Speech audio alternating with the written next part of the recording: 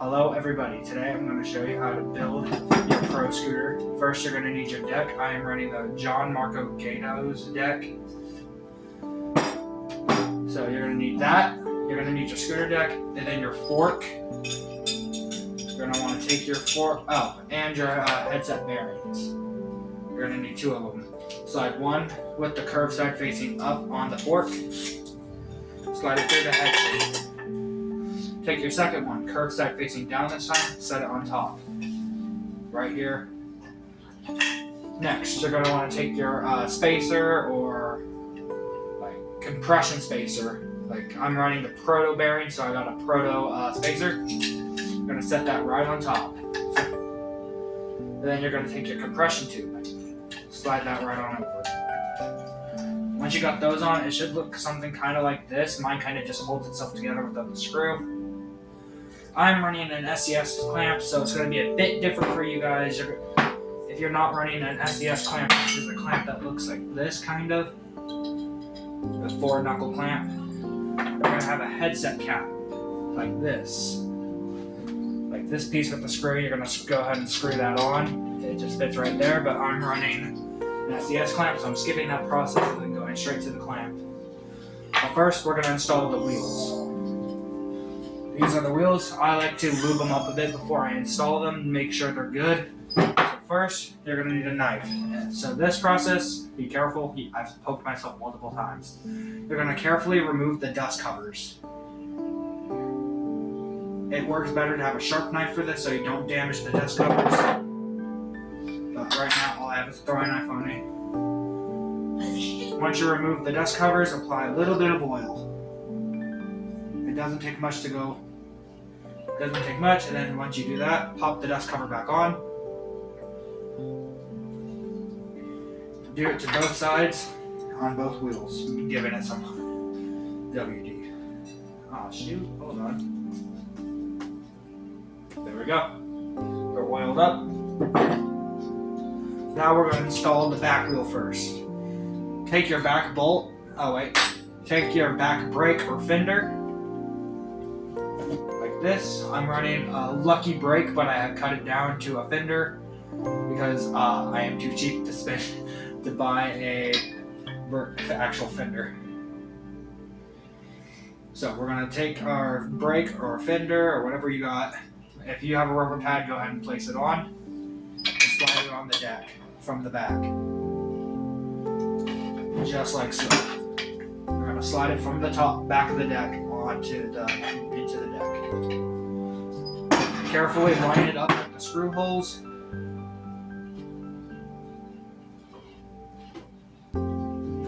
Place the screw on it. For scooters, you're only going to need Allen wrenches. It takes three to four different standards depending on the set you have. So you're going to take your Allen wrench according to the bolt size and tighten that brake or fender in. There we go. Now we got our fender on. So once you have your fender on, you go ahead and install your back wheel by taking your back bolt, which will be your longest bolt. You're going to slide it onto the deck.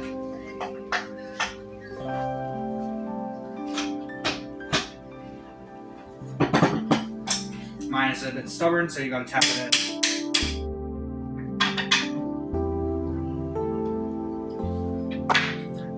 Install. You'll have these things like kind of look like random metal circles. They're called spacers. You're going to want to insert those into your deck. Some of them slide into place. Some of them just sit there. Mine slide into place. So you're going to take your back wheel after you get the spacers on. Slide your back wheel in place. If I can't get mine. Push that bolt through the bearings. Again, mine's stubborn. Then you're going to take your nut or the other side of an Allen wrench bolt and insert it into the deck. And then tighten it down. Once you get your back wheel fastened on, it should look something like this and spin pretty well. Just like so.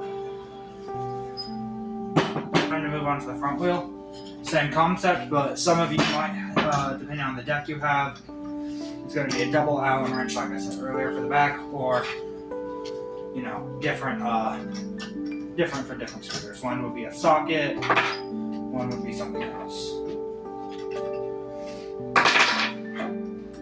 So the front, for me, is a double Allen wrench. So I'm going to unscrew both sides.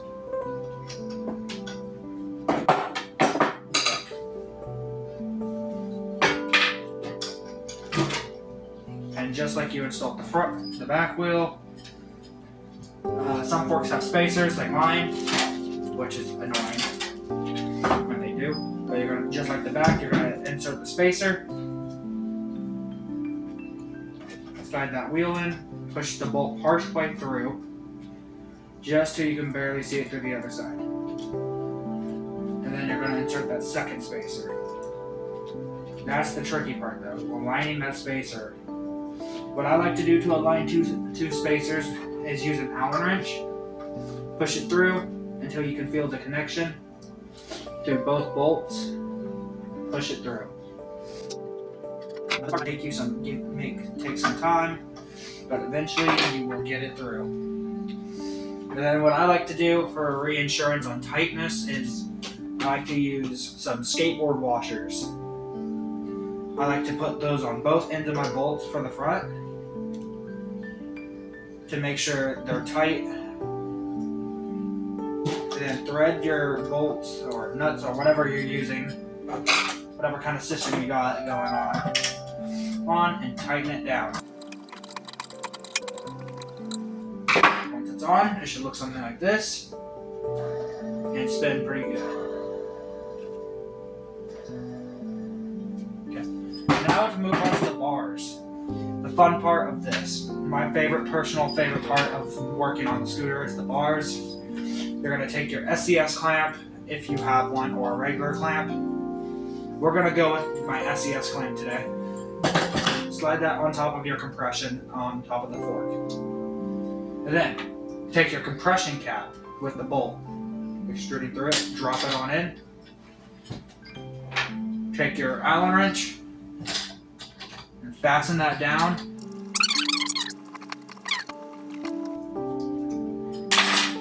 This is what I mean.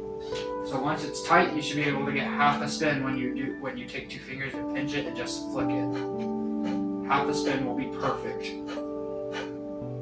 Sometimes a full spin will be good. Depends on how tight it gets. And you can adjust from the tightness. You can tighten it all the way down. You can loosen it a bit. Your choice. Now, if you're running an SCS clamp, you might run into this problem. You might have some bars like mine without the slit in the bars right here.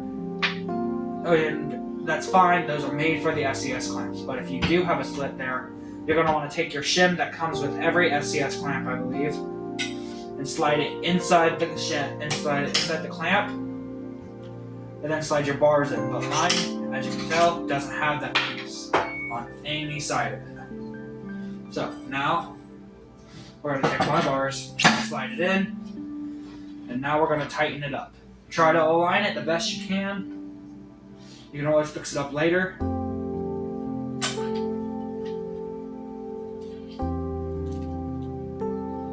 Mine are pretty aligned already, so I'm just going to tighten it down.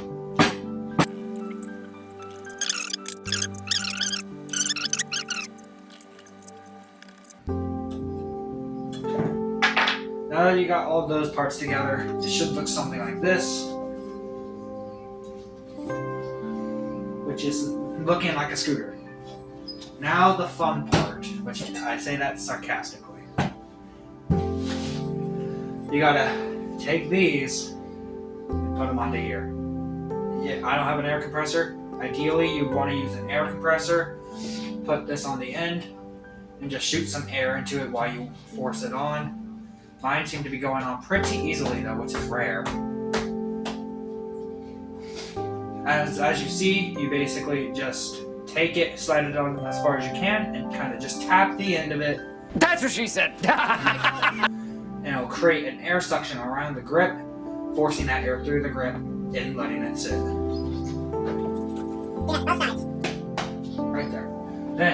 take your bar ends after the grips are on, and just slide them into the bars. And there you have a complete scooter that is ready to ride.